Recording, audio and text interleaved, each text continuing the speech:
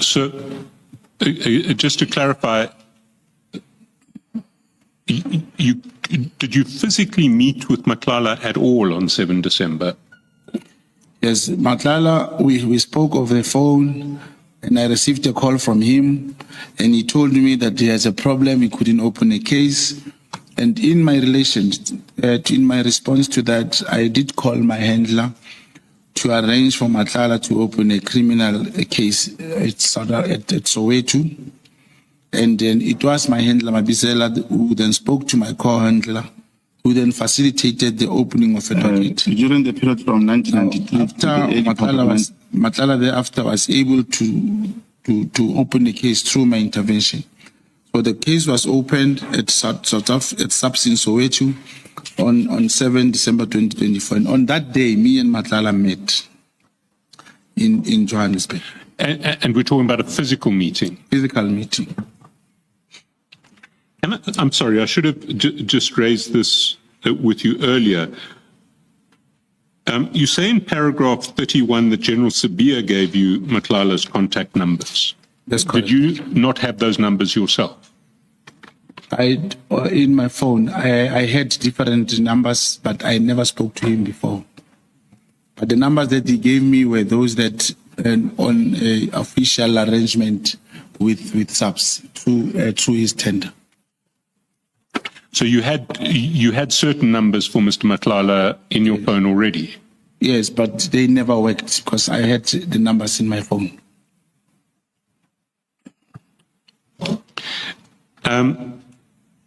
So we've clarified then there was a physical meeting on 7 December. Can you go to paragraph 34 and indicate to the Commission what Mr. Matlala shared with you at that meeting? Yeah, the meeting was very, very important because, Commissioners, it is Matlala who told me that these people are very ungrateful. He further spoke about General Bheki and General Masemola, saying that, these people expect me, like Masemola, he expects 25 million rand from me, and I have already given him 5 million rand. He also spoke about Bheki that he has given him 2 million rand, and he wanted 10 million, which means the 8 million rand was outstanding. One of the important things he said was that Gen Masemola and Cele, they are having a plan, a comeback strategy for General Bheki to come back, and they really, really want to get rid of General Sabia. And so this is information that Mr. Matlala is giving you about, as it were, factions within the SAPS. Yeah. Okay, may you rephrase the question? Am I understanding your evidence correctly that this information about General Cele, General Masemola, General Sabia, it's coming from Mr. Matlala himself? And he's speaking to you about divisions within the SAPS? Yes, he was telling me physically. We were together when he told me. Can you please read what he said they expected from him? Please read it as is in paragraph 34.1. They expected him as a service provider to make payment to General Masemola in the amount of 25 million and Gen Cele in the amount of 10 million. Of the 25 million expected to be paid to Masemola, 5 million rand had already been paid, and there was a balance of 20 million rand outstanding. With regard to the Cele payment, 2 million rand had already been paid, and a balance of 8 million rand was outstanding. Thank you. Thank you, Mr. Chairman. And did he give you any indication of how he'd paid them, when he'd paid them, whether he was going to pay the balance? No, we never spoke about how he paid. Usually, when you are investigating something, talking to someone, the moment, as soon as you get deeper to know how, he'll immediately doubt you. You will take it as information and keep it.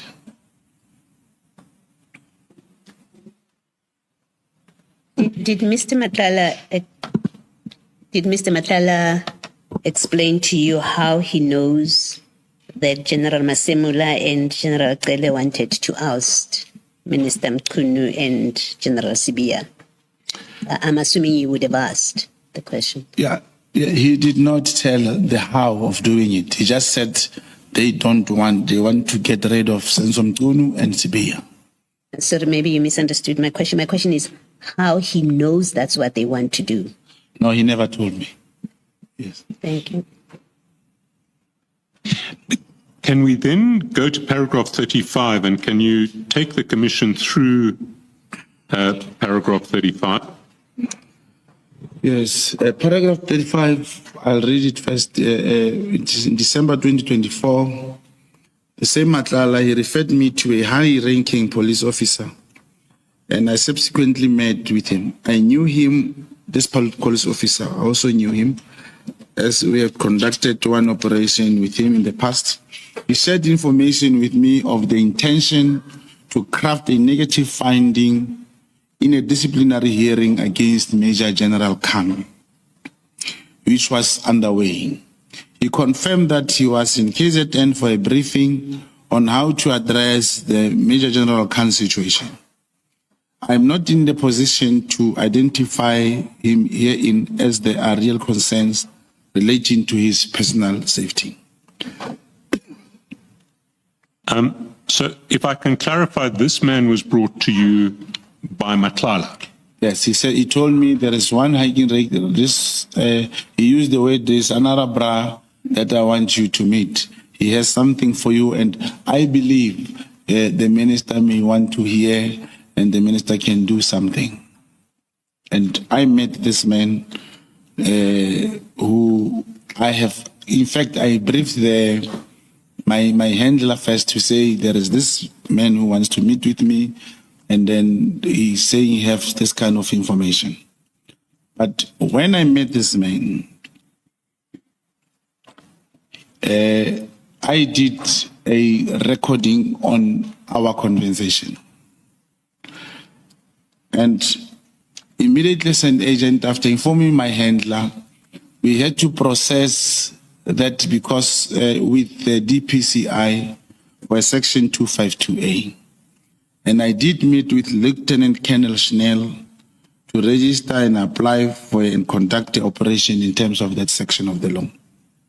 My intention there, commissioners, was to employ the information that I obtained from the senior officer in the section 204 that he can, against General Mkonazi and Lieutenant General Kumar, because that's what he told me, that in Durban, they plotted on how to expel General Khan. So if I can just clarify, this officer who was referred to you by Mr. Matlala, Yes. told you that he was aware of a plot by Generals Kumalo and Mkonazi to get rid of General Khan. That's correct, Commissioner. And that, as I understand it, maybe I'm getting ahead of myself, but the plot involves getting this officer to give false evidence against General That's correct. He was one of the witnesses of an incident that occurred some years back, and he was called to KZN as part of preparations for the hearing. They did give him how the whole plot is to unfold and how he should implicate General Khan. Do you still have that recording? Yes, the recording and the statement is with Lieutenant Colonel Schnell.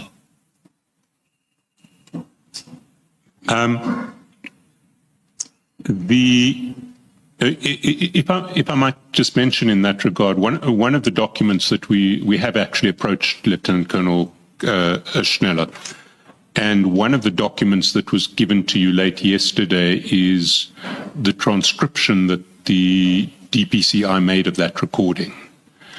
So it's in that exhibits bundle. Can I ask that overnight, I won't ask you to anything about it now, but overnight, can you look at that transcription and just check that it accurately reflects the recording according to your memory? And if there are any problems with it, can we address those tomorrow? Or can you be in a position to address those tomorrow?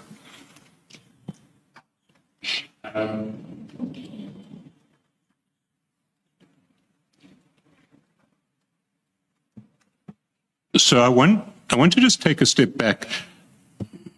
This is Mr. Matlala again telling you about, for want of a better word, factional fights within the SAPS. You have, according to Mr. Matlala and the officer he refers you to, you have two generals plotting to get rid of another general through false evidence of this officer. That's correct.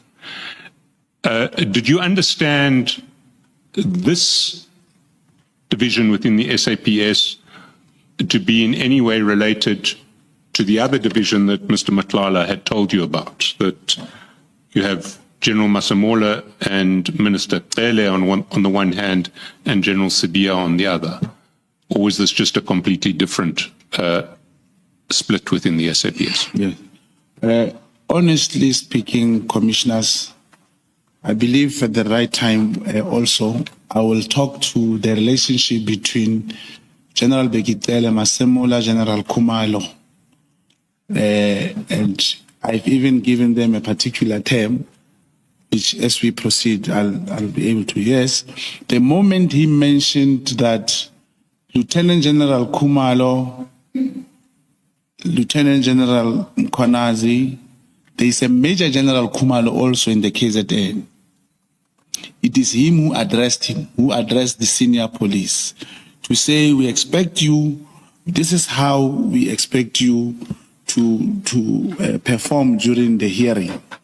Because now, according to the lieutenant telling me, the instruction from General Khumalo and General Mkhwanazi is that they must find this general, Major General Khan, guilty, and he must be dismissed.